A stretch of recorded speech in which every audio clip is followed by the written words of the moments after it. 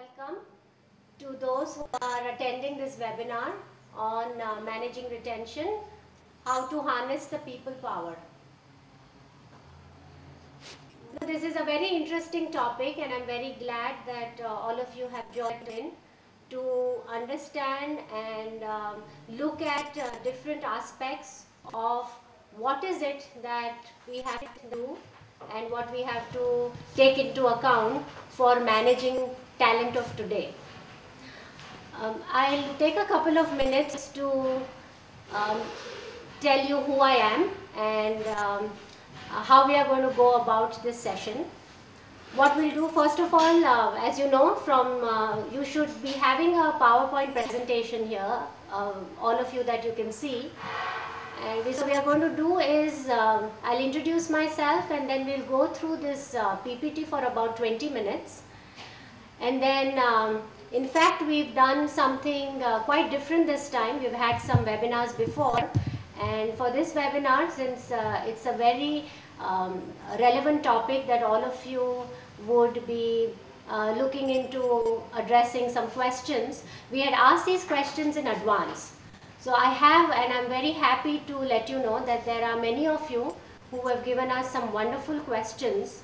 So we are going to go through it, but we will do that later in this webinar. We'll go from 6:30 to 7:30. So the first 20 minutes we'll go through this PowerPoint to understand different aspects of retention, talent management, and then we'll be keeping it open for questions and answers. So let me tell you something about myself. As you know from the first slide in the PowerPoint, I'm Snehal Shah. I'm a professor of organization behavior. I joined SOI, School of Inspired Leadership, about 1 year ago. And in the last 14 to 16 years, I've been a professor. And I've also been in different industries from banking sector to IT, technology, in their strategic HR department, and both in India and United States. And since last 2 years, I've been in India, very happy to be back in India and associate myself with teaching, research and consulting. So with that, let's just start understanding a few aspects of what is this that is so important that we call as managing talent. And let me tell you one thing, in this 20-25 minutes when we'll go through this presentation, we have done something which is, it will remind you of Kaun Banega Crorepati, the TV show that most of you must be watching. We'll do an interactive poll. So there are some interesting questions that we have put through as part of the presentation, and we'd like to get your input in terms of what are you thinking on certain aspects of this talent management that we talk about. And we'll get to see what your thoughts are, what is the percentage of what you feel, whether answer A is better, B is better. So we'll go through that. Okay, so with that introduction, we'll go to the next slide. You know, when you attend a webinar on a certain topic, at the top of your mind you would be thinking that what is it that I'm going to gain by spending 1 hour attending, listening and addressing some questions and answers. So here are 3 or 4 takeaways that you'll have from this talent management retention seminar. First of all, we'll understand the context within which we are talking about retention. The other part is, maybe some of you know, but really what does this retention mean? We've seen outside in many organizations there are HR practices, procedures where the HR keeps talking about we want to keep the bright people, talented people, we are doing so many things to keep them engaged. But what is it that we are talking about in keeping employees happy in the organization and give their best? So we are understanding what is really retention in the context of organizations. Then the factors, what are these push and pull factors that are making these employees of today, mostly in India, decide whether they want to be in the organization or whether they want to quit and be outside and join some other place, some other lucrative job offer, that they will not really hesitate to go and take that up. And the last part, of course, we know people are leaving. Things are happening in terms of the push and pull factors. But then what do we do as people managers, as people who have questions around how do you keep the talent that we have within the organization? So with that, let me start with a very positive story. We are all here in India, and we all know that. So if you look at the next slide, what is India going through? It is so important to understand the India, as we call it, the growth story. You look at the numbers, we talk about the demographic dividend, we talk about India. In fact, the World Bank report has come out with the prediction that in year 2020, India is going to be the third largest economy, very close to China and United States. And Japan of today and other coming up economies are going to be left far behind. The other important aspect, our GDP is growing. We have this, if you look at all the numbers, it's the third largest by the PPP, the purchasing power parity. It's also, if you look at all from import to export to growth to manufacturing, we are as India up there. And the most important, the people are going to be, they are saying that the demographic dividend is so powerful for India, where we are going to have about 1 billion people in next 5 years who are going to be less than 25 years of age. And if you think about that, it offers a huge opportunity in terms of the workforce that is going to be part of organizations of tomorrow, in terms of what we can do and what the potential is for India in the next 1 or 2 decades. So that's the positive story of India. Now, if we look at it from the employee side, so this is at the macro level. Let's see what some of the employees have to say about managing talent, managing people. You can go to the next slide. You know, if you talk to the CEO of Microsoft, they say that, and it's very different from what used to be in the past. The Microsoft CEO says that we are only 3% in physical assets. The rest of it is human capital. The relationships, the social capital, the culture of the organization, it's all very important. Dr. Rothwell, I'm just telling you what the experts are talking about, the importance of talent in today's world. Dr. Rothwell, who is a very well-known HR strategist, talks about taking the pulse of the South Asian economies. It says the biggest agenda item for all HR and people they are talking about managing talent and keeping them within their organization boundaries rather than leaving them or making them go to other companies. Again, you see the emergence of chief knowledge officer, chief talent officer, and what have you. So here, if we take a pause and understand that India is growing, we have a very young workforce that is driving this whole engine of growth.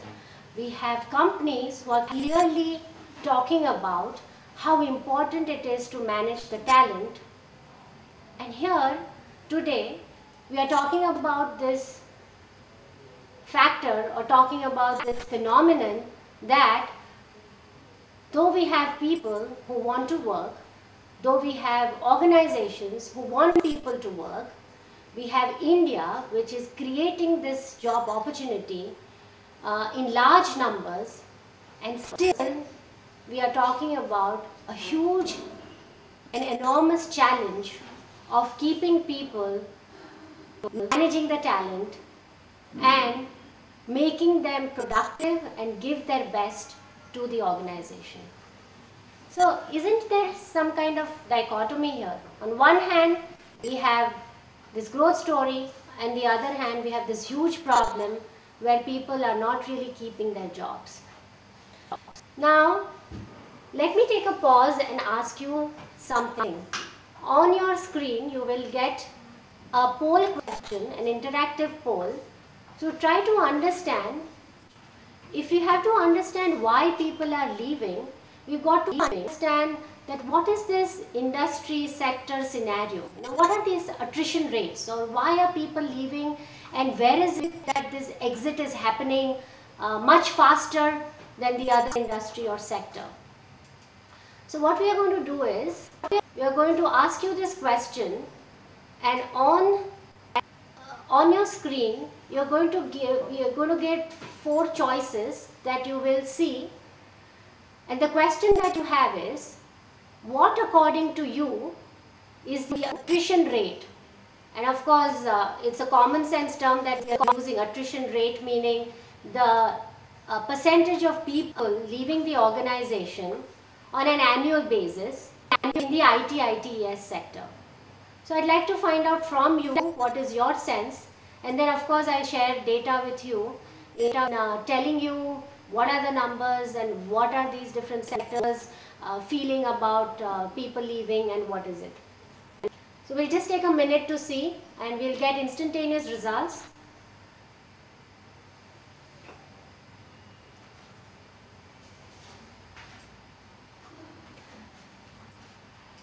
Okay, so what I'm seeing is that when we ask this question, that what is the attrition rate in the industry, people in the audience, as one would do it in Kaun Banega Crorepati, have come, and the result shows, in fact the audience is correct. In fact, when the choices were given 7, 15, 23 and 52, what we've come up with is that 40 is for about 43% of all of you who've joined this webinar are correct in saying that the attrition rate in the ITES sector is 23%. Now one more question, we'll look at a different industry and then we'll move on. So the second question is similar in nature, and we are trying to find out that what do you think, according to you, is the attrition rate in the banking sector, banking and financial industry. Take a minute for you to look at it and give us the answer.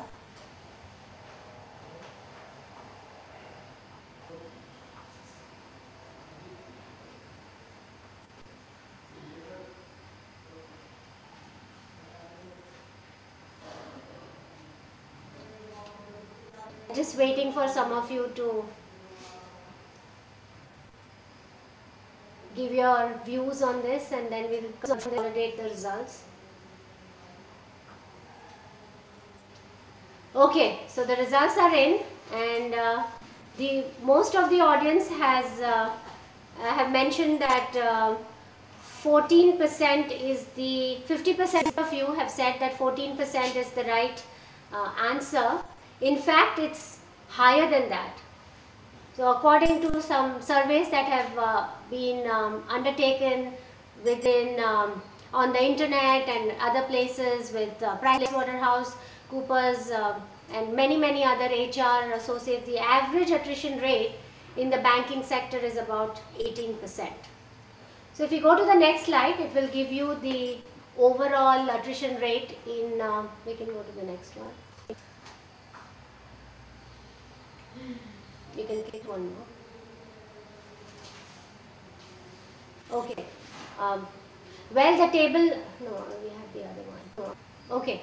So let me tell you, the attrition rate, though it shows as a blank slide, I think there's some color, is not showing the table, but what I can convey to you that ITES has the highest attrition rate in India, sitting at 23%, followed by banking sector, which is at 18% that I mentioned, and the rest, if you look at auto industry, if you look at FMCG, retail industry, it sits at 11 or 12%. Now, the question to ask is, can we just rely on this attrition numbers that these surveys, the internet that comes up with these numbers, and say, oh my god, ITES is the highest and there is a lot of exit happening and we should do something about it. In fact, let me tell you, as somebody who is looking at this issue of retention and many consulting companies, from my past experience and what I have studied and researched over last 1.5 decades, in fact, one should not look at this annual attrition figures at all. You might be wondering why.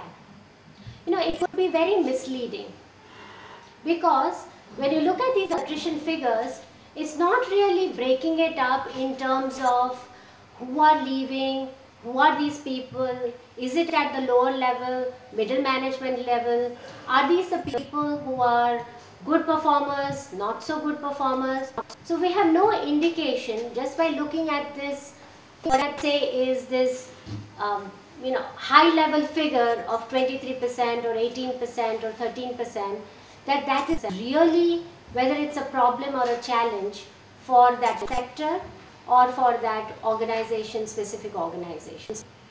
But before I go into how we should look at this attrition and then how to manage people, let's now look at what really retention means. Next slide.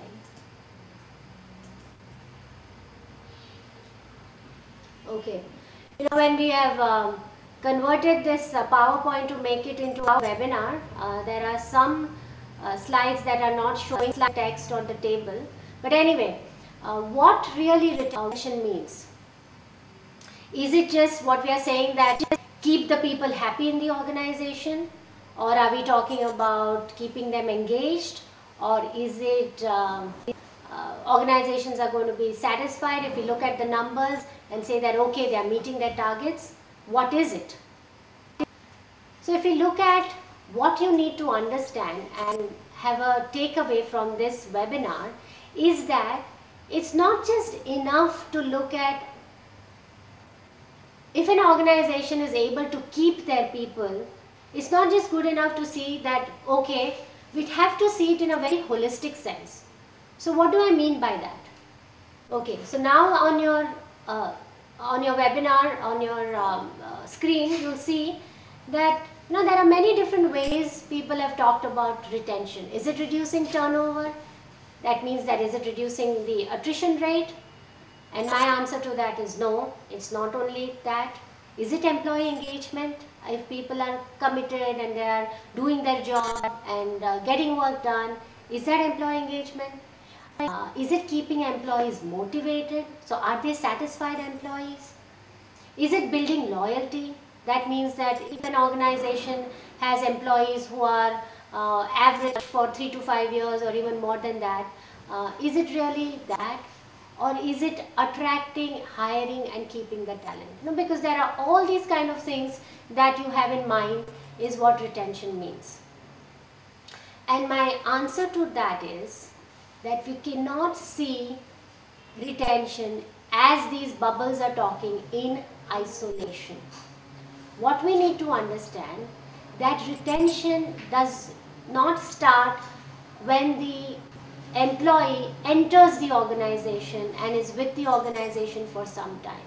In fact, what I'm trying to make a point is that the aspect of retention starts much before. So if you look at the next slide, we'll also go to the next one. Next slide. If you look at, and this is what I call is the understanding retention in a very holistic sense. So what do I mean by that? It starts when you attract the right talent in the organization in the first place. So let's talk about all the 5 pillars of retention, and then we'll go into details as to what some of these companies are doing, because this is a very important slide to understand what is retention and how do we, once we know what is retention, we can talk and discuss about what do we do to maintain people within the organization, keep them happy, etc. what companies like IBM, companies like, in fact, even taking an example from India, Infosys, TCS, what all of them do is that they are creating their own brand in the world and in India to attract the right people in the organization. So what they do is they go out and create community outreach. They have programs on diversity. They, for example, what Infosys does, and if some of you might be working or have worked or have friends in Infosys, what they do is they go out in communities and build, they have programs that they attract the school students who are in their senior school, 11 to 12 standard. They go to colleges much before students and adults are going to decide about which career choices they are going to make. They go out and give education in a fun way in terms of technology, in terms of innovation, in terms of learning, in terms of, and they try targeting people who have the right values that align with the Infosys value on innovation, on customer service, on problem solving, etc. Now, we'll just keep that slide. So that means for attraction, you are creating the right brand in the market to attract the right people, and that the crux of this is choose the people who are aligning to the values of your organization. So if you go to the second step, which is hiring and selection, we are talking about creating hiring practices which are testing, and this will come as a shock to you, but which are assessing not the skill and the competence of how many, which technical languages do you know, or how much can you code in how much time and how much is it bug free, etc.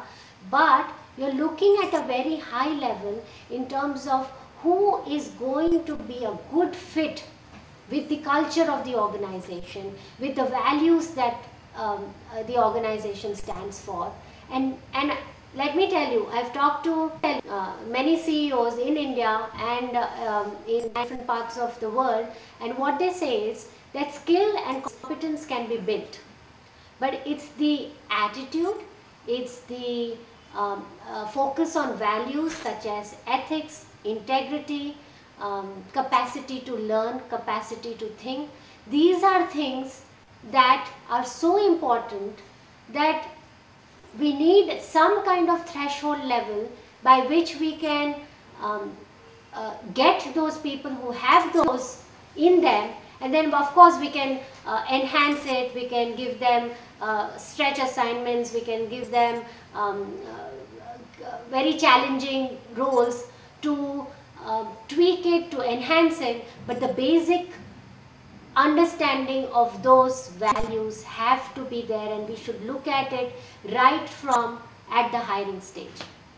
Now, if we spend some time in looking at step 3, 4 and 5 of this talent management, it is all about once the employee, once the candidate has entered the organization, what can we do to maintain, to groom that person, to motivate it, and to manage the huge talent potential they have in terms of preserving, in terms of storing, in terms of harnessing the knowledge that they bring to the organization.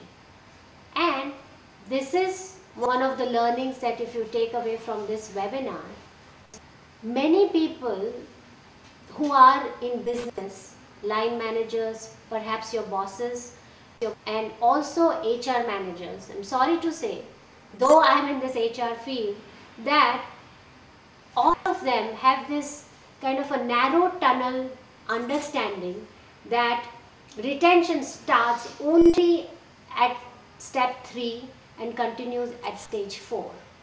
And I hope I've communicated to you that by that time, if you think like that, it is too late to keep the talent, good talent, within your organization. it has to start from step one of attracting the right people, making the right choices in hiring. It's like this. Now, if I give you a very common sense example, if you are trying to make the best soup, soup, tomato soup that we eat, if we are trying to make the best soup, and then when it's done and when it doesn't taste so good, and when the customer who's entering the restaurant or your family member who's eating it feels that this soup is not of good quality and rejects it, we start thinking that, oh, what can we add? What masala can we add? Whether we should add salt and pepper to make it better. But at that point, you might change the taste of the soup a little bit, but in my terminology, it's too late to think how to make the quality of the soup better. And why? Because it starts from procuring the right tomatoes, growing the right tomatoes in the soil to give you that quality of tomatoes, which will be the important ingredient to make the tomato stew. Get the right chef or get the right recipe, get the right people to make it. And then once those important criteria are satisfied, then you can go to the next stage and you can tweak a little bit of masala here and there to make the soup better for the right quality. Similarly, if you take this analogy and connect it to the people who are in the organization, that's what matters the most. If you have to develop the right character in people, you have to hire them from the right colleges, you have to make that effort to go out and select. Your hiring practices have to be so robust that you are checking for these qualities rather than just technical competence. How are we on time? Okay. Here is an interesting scenario that will develop a further understanding, and you'll have a poll question that will be given to you. Let's look at this. You have a company A scenario where company A, and think of company A and company B just to make things very, very simple. We've said that it's in the same industry, it's employing the same number of people, 100 each. But in company A, the overall attrition rate that I discussed with you, that IT/ITES has 23%, the banking sector has 18%. The overall attrition is 10% in company A, whereas overall attrition rate in company B is 5%. Okay, I'll give you one additional piece of information that in company A, the ones who have left, so 10% out of 100 means 10 people have left the organization, 7 are poor performers and 3 are average performers, and that makes it 10% attrition for company A. Whereas company B, the information that I have given is all 5 that who have left the organization, 5 out of 100 are top performers, who are top talent. Now my question to you, which will come as a question on the screen, is that which of this company is better at managing talent?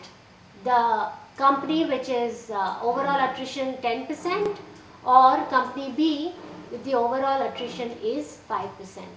Let's take a minute to get your answers, and then of course I'll tell you what it is, and we are now understanding the nuances, the deep level understanding of keeping the people within the organization.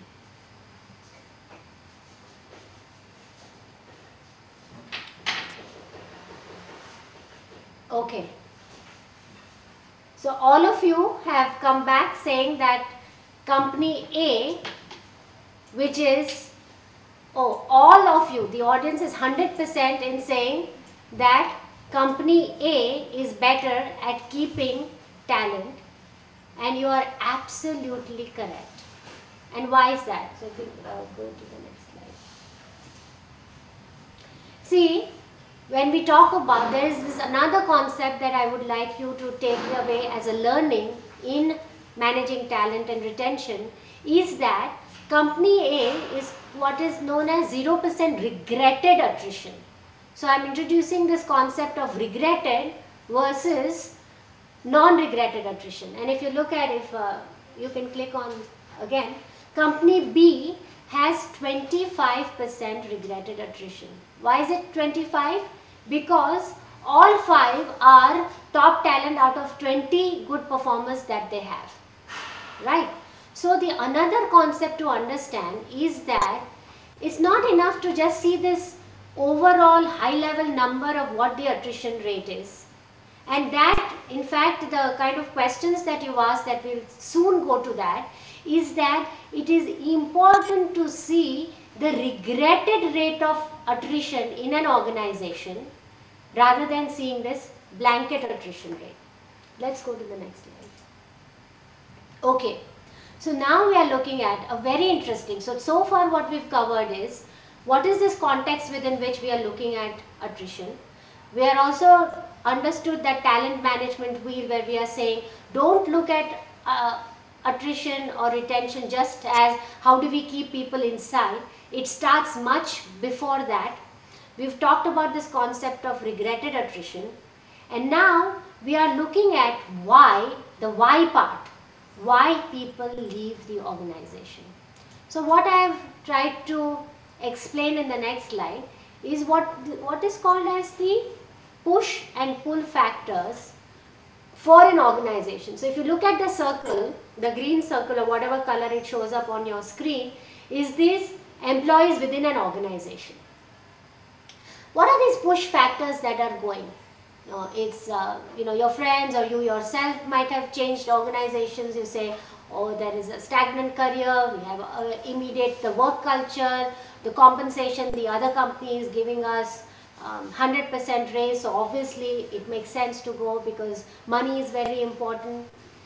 What are these? So that is what from inside there are all these push factors that is pushing the employees outside. Outside is this whole industry, the competitors, etc. Now what are these pull factors in the outside environment of this company or the organization? Now with in the world and specifically in India, this knowledge economy, there is this paradigm shift of what used to be the old manufacturing, kind of a very,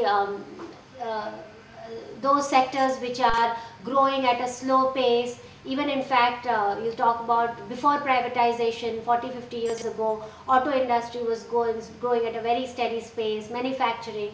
So now from that, we are moving towards this knowledge economy. We call knowledge professionals. The ITES sector has this innovative practices of shared services. We are looking at BPOs, KPOs. In fact, in India, we talk about the health sector, which is booming, not only in terms of the regular medical services, but we are talking about medical tourism. We are talking about new ways of surgery, medical facilities, etc. So that is a booming sector. So that is making people, so in short, people have more choices. Important point, the demand and supply imbalance, which talks about how our education, the colleges and our education sector has not kept up with the pace of what skills are required in this new knowledge economy. So for example, in fact, you might know, but there are about 2,900 MBA colleges and schools which offer MBA in India. Now, if you talk and if you were to believe the NASSCOM and if you believe different surveys that keep coming up, you'll find that the gap between what we teach in MBA schools, or for that matter engineering schools, even compared to the IITs and many hundreds of others, and what is required in the industry, there is a huge gap. So though we have this demographic dividend, though we have these people who are less than 25 years of age in millions and 1 billion, that is growing, the kind of people that we are producing are not keeping up with the pace of what the industry is asking for. And that is the demand supply gap. Well, I won't go into the details, but what is that happening is that that is what is creating this turnover, because because the demand is there, because the other company is looking for me and my type of skills, I'm going to jump for slight jump in salary.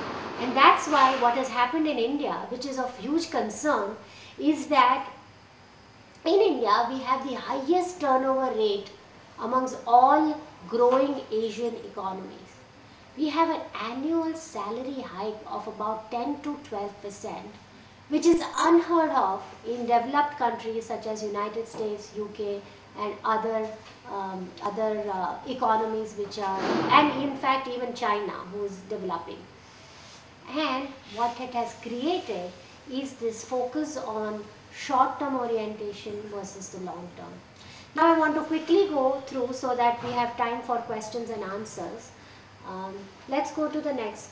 And so now if we ask, focusing on why people are leaving, we have one last poll question which is asking your point of view on why do you think this Indians such as you, who's called the Gen Y or the Gen Next or the future of tomorrow's India, why are they leaving their organization? And what the question, what we are trying to ask you is that in the order of priority, have you asked which are those ABC questions? Can we see them? Whether it is career growth. Okay, if you read the question which is on your screen, what do you think, why are people leaving their organization? And we would like you to answer in terms of ranking, meaning are you telling that people are leaving because of their lack of career growth? Is it because of compensation? What is it? And we've given you choices in rank order them A, B, C, B, A, C, etc.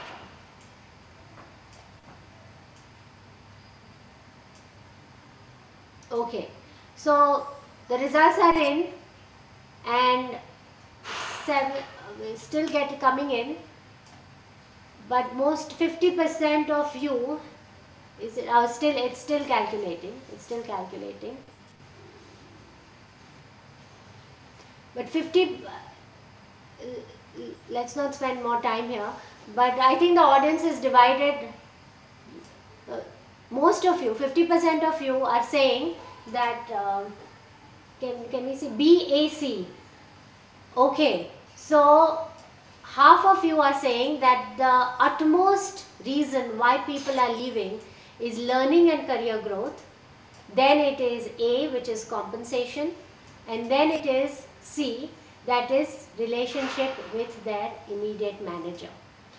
And you are pretty much correct in terms of, if you go to the next slide, I don't know whether it's going to be able to show it or not, but there are some numbers and I'm not going to dwell deeper into this, but in fact the shift has happened even in India, which is very heartening, that though people in their exit interviews keep saying that, oh, we are leaving for extra money and I'm getting 50% hike in salary in such and such company, etc.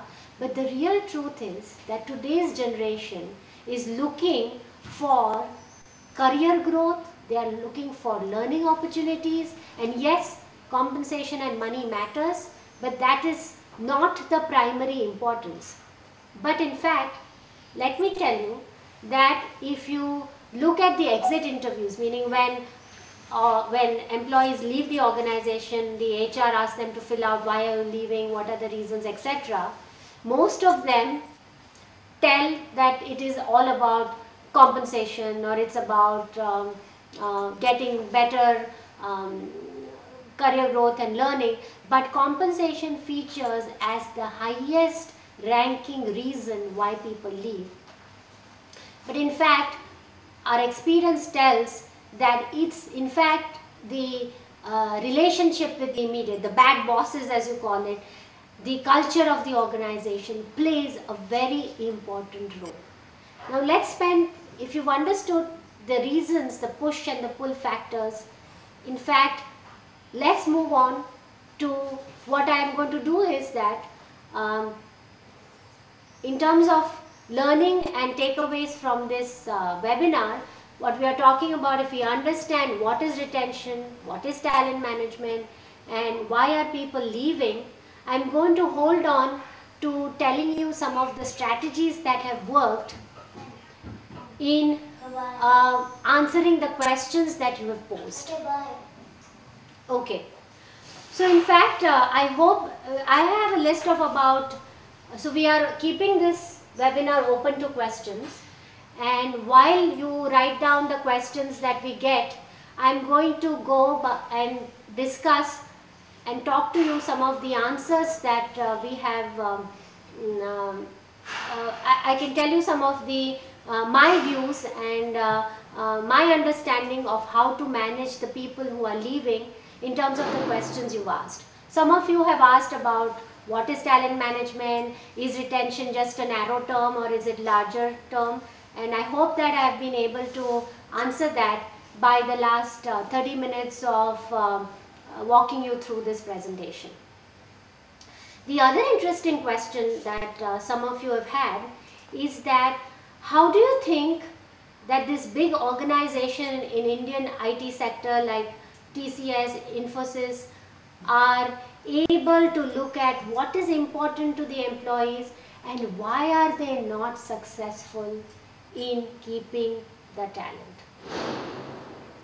My views on this are that yes, Infosys is no different from the IT sector, which is facing huge attrition, but you've got to see it in perspective of who is leaving.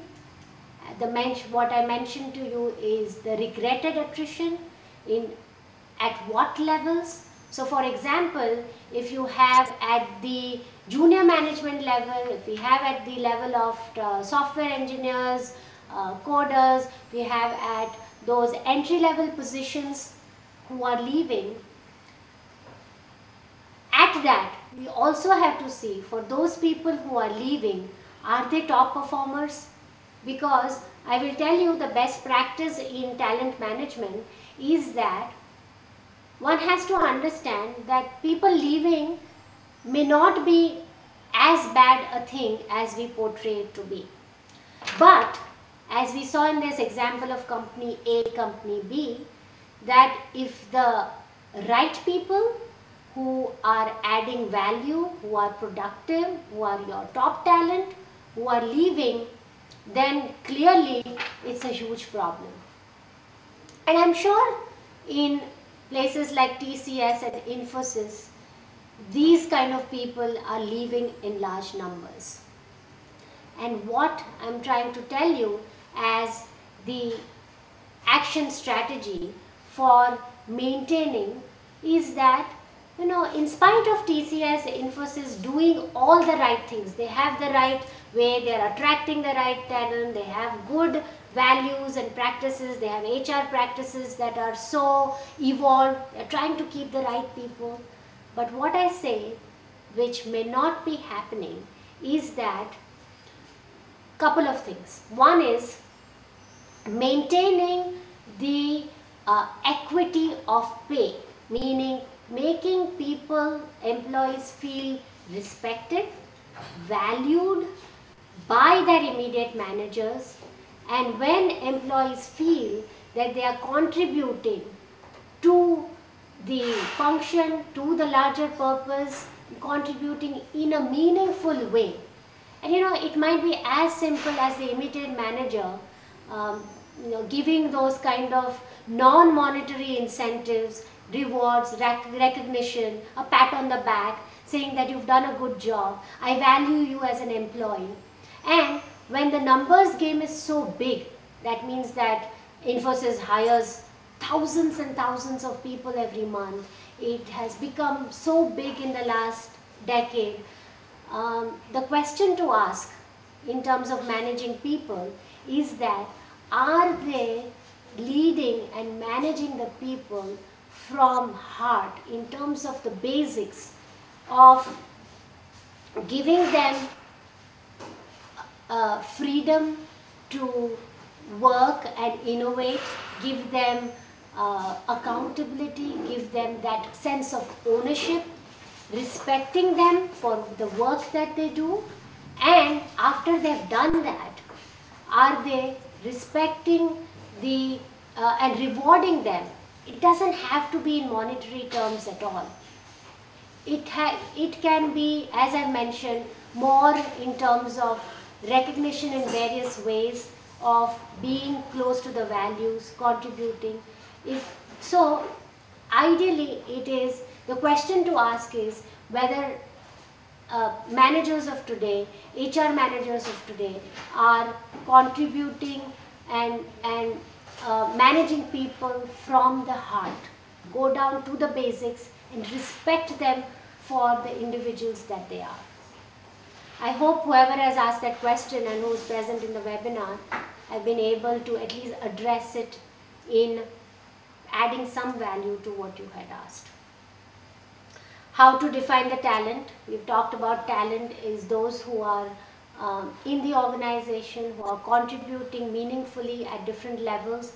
It's just another word that we talk as employees, but we are giving them and recognizing more for saying how they are so important to the organization. So the buzzword of this decade is, instead of employees, we're talking to them as talent. Again, the question was, are we getting more questions from people? Okay, where are those questions? Okay. Let me also go and, though I have certain questions that we have collected from before, but let me go to somebody's already, who's Sujata, and she is asking a question right now that we see a lot of attrition post a performance cycle when compared to the normal times. How do we address this issue? What are the points we need to consider while strategizing our answers? Sujata, that's an excellent question, and let me tell you, soon after the performance appraisal cycle is over, people leave I'll answer you in two ways. One, it is at the very surface level, and then I will discuss it as what performance management system does to an employee.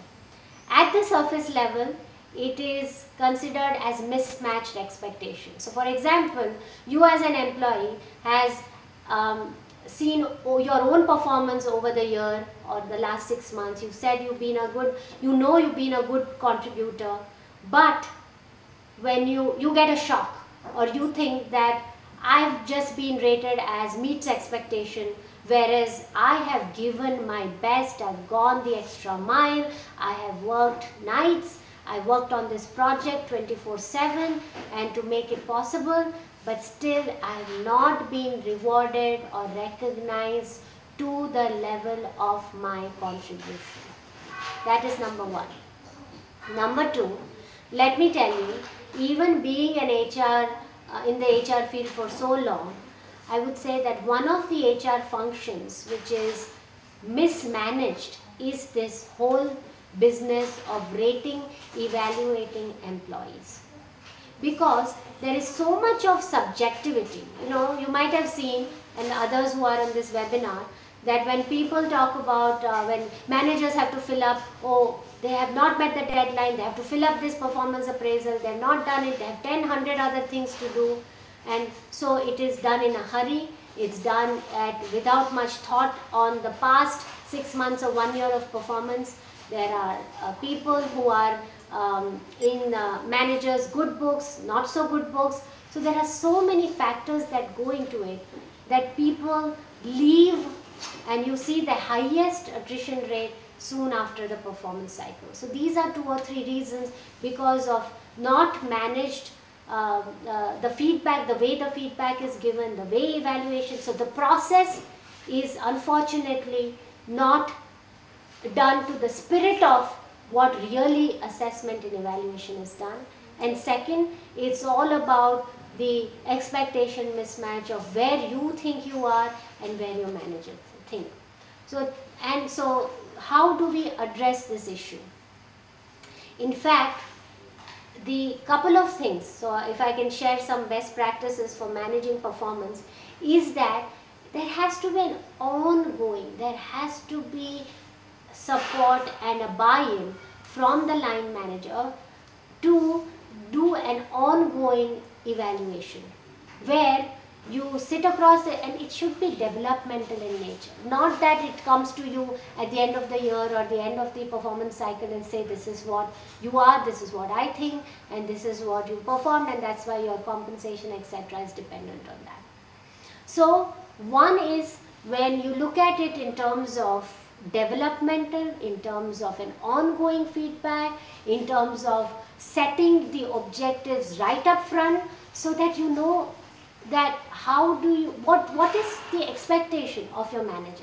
But what happens that when the objectives are set beginning of the year, and in fact your manager has changed, so in the how some other manager was expecting certain things out of you, but that person has left the organization, there has been many other important priorities that have come.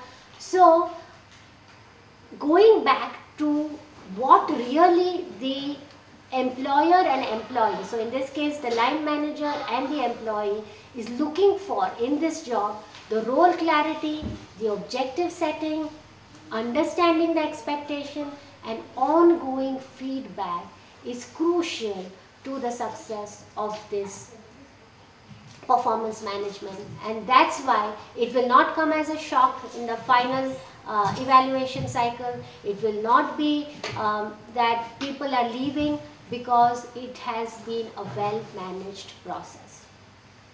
Any other question? What is the difference between managing talent and managing attrition in an organization? This is an absolutely, I wish there are some of the other ones who may not have been in this webinar, but they've also asked. It's a very relevant question. Managing, I would say in a nutshell, to answer your question, managing talent and managing attrition is, the difference is short term versus long term. I'll tell you why. Managing attrition means that have a very narrow perspective in seeing that, okay, this person is leaving, we have this attrition rate. Attrition means just in a narrow sense the turnover. That so many people are leaving, will have some high level policy as to we'll manage it with this HR process, that HR process. Whereas, so that's the short term orientation to managing people. Whereas managing talent is the long term, it's the holistic perspective, or going back to that circle of talent management that I showed you. It starts even before the candidate steps into the four walls of the organization. It's about how do you attract, how do you align them to your values, make the right selection in hiring, and then it goes through keeping them engaged, motivate them, and then keep them, and hopefully when you take care of all these things, you manage the talent for the long-term perspective, whereas managing the attrition is just managing the number of how to keep this person who is planning to leave in the next 6 months or next 1 year, etc. Okay, how are we on time? Okay, we have last couple of minutes of this webinar, and I'd like to address some of the other questions. One of you have asked, what are the best practices in talent management? I've talked about attracting the right people, going back and going to sourcing the right talent. There are the other best practice in talent management is that what organizations of today are doing is that they create a talent pool. So they do not go out and see that, okay, there is a job opening for software developer, and that's why I'll go and now see who will fit this role. In fact, they keep hiring, they look at the best candidate, even when there is no need, they will start hiring people, start looking for people so that they get the best talent at the time when there is no crisis situation. Because what happens is that people have left the organization, you need to fill, there is a vacancy, and then you go out in the market, then organizations might not be making the right choice.